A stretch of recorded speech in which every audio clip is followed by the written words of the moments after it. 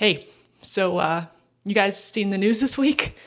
Yep, the markets have once again opened with major losses this morning. Stocks are down sharply once again after the market opened. Stock markets are falling sharply in Asia overnight after a weekend that saw no reprieve in President Trump's painful tariffs. I don't even watch the news, and somehow I'm still being inundated.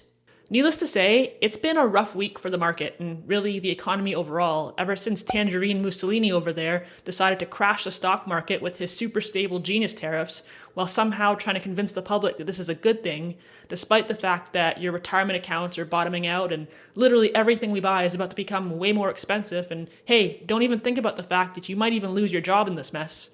The part of this that's the most frustrating and really mind-boggling for me is the fact that for years leading up to the election, during the entire campaign trail, Trump was talking nonstop about how he was going to implement massive tariffs on America's biggest trade partners. And then you guys voted for him, and now he's doing exactly what he said he would do, and somehow everybody's like shocked and upset. And I'm just like... I said, if that plant is there when I'm president, I will put 100 or 200% tariffs on every car. They'll be unsaleable in the United States. But with all that, unfortunately, we're all up shit creek without a paddle now, and there's not much we can do other than trying to ride the waves to the best of our abilities. So in this video, I'm going to tell you guys how I'm planning to navigate this entire situation and what I'm doing to weather the storm, because I hate to say it, but I really think that this is just the beginning. So number one, and I cannot stress the importance of this enough, is to not panic sell your investments.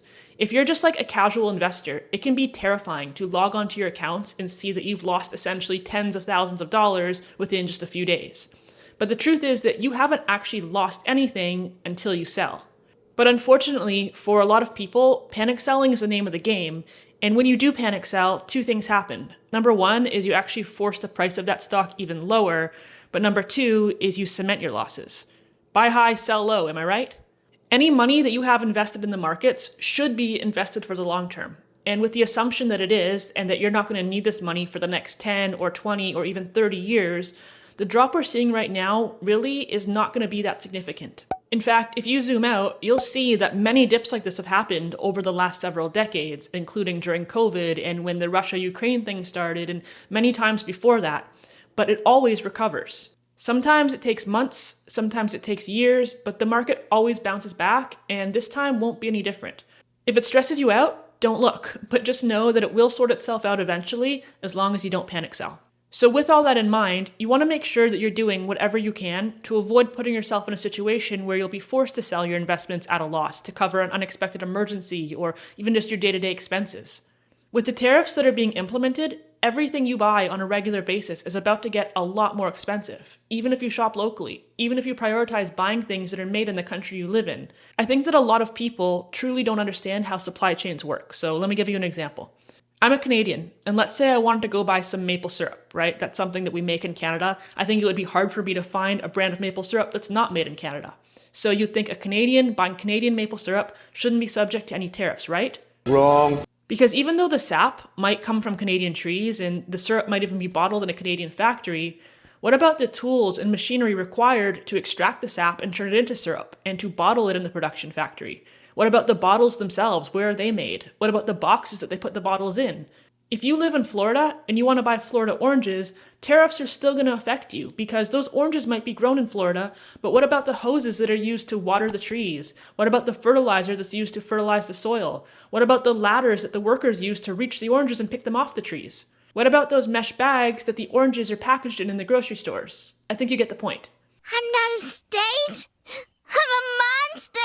The other side of this is that as things become more and more expensive, people are going to start buckling down on their spending. And when people are not spending as much money, companies are not making as much money, and mass layoffs become inevitable. For all these reasons and more, it has become more important than ever that you have a fully stocked emergency fund. And typically that means like 3 to 6 months of your expenses, but right now I don't think that's nearly enough. If the price of everything you buy goes up by 25%, or if you were to lose your job, 3 to 6 months of expenses doesn't give you a very long runway to cover your ass. So personally, I'm bulking up my emergency fund to at least 12, if not even 18 months worth of expenses, and I would recommend that you do the same.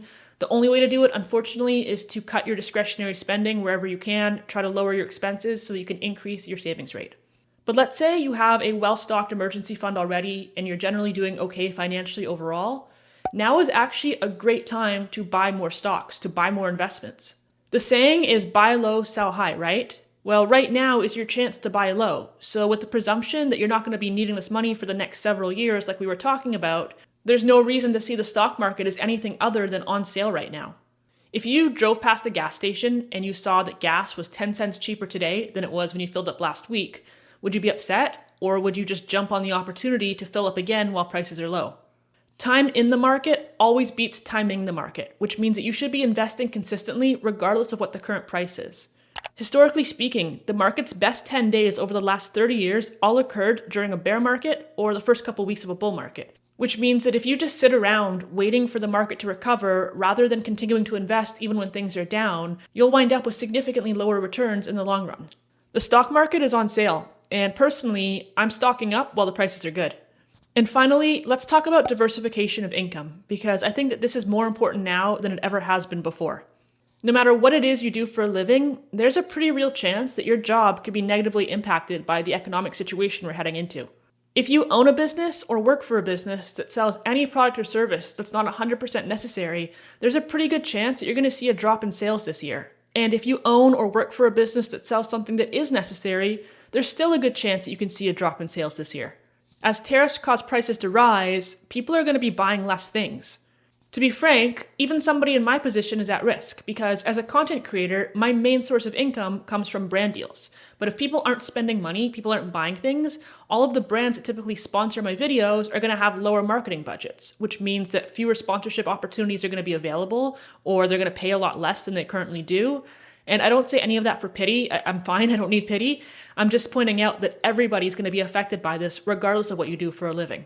And so while I've always been an advocate for diversifying your income and having multiple streams of income, I think that it's now more important than it ever has been before. Because if you get laid off or your hours get cut or the company you work for goes bankrupt or whatever else happens, you don't want to be in a position where you only have one source of income and then it just disappears or it's significantly reduced and you have no backup plan. If you don't yet have a side hustle, I'm sorry to say, but now's the time to get one. You can deliver DoorDash, you can drive for Uber or Lyft, you can offer like springtime backyard dog poop cleanup, you can start a YouTube channel, you can do whatever you can do, but you need a secondary source of income, at least enough so that if shit hits the fan, you can at least afford a poncho. Finally, I'll end with this, because it wouldn't be an According to Nicole video if I didn't piss at least somebody off. But if you voted for Donald Trump, I want you to know that this is all your fault. And while I'm not wishing a specific form of harm on anybody, I will just say that if you end up losing your job or you find yourself in a position where you can't afford the basics, or if you're nearing retirement and your 401k is crashing right as you need to pull from it, this is your fault and you don't deserve sympathy. As I said before, Trump was talking forever about the fact that he wanted to do this, and you voted for him anyways, and now he did exactly what he said he was going to do, so clearly this is what you want and this is what you got. I really only feel bad for everyone else who's being affected by it. It's like collateral damage of mass stupidity.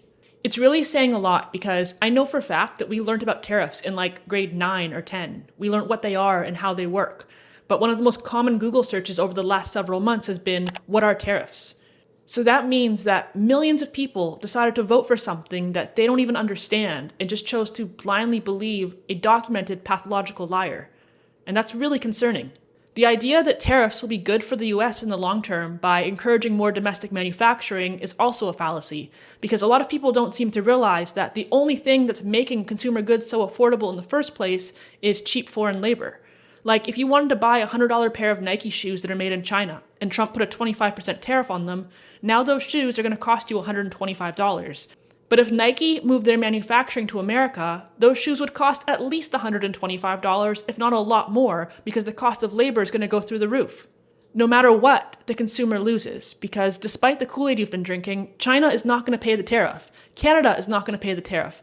Mexico is not going to pay the tariff. No country or company in the world is going to absorb the cost of a tariff without passing it on to the consumer. You will always be the one paying it in the end. And this should be common sense, but apparently it's not so common. Tariff.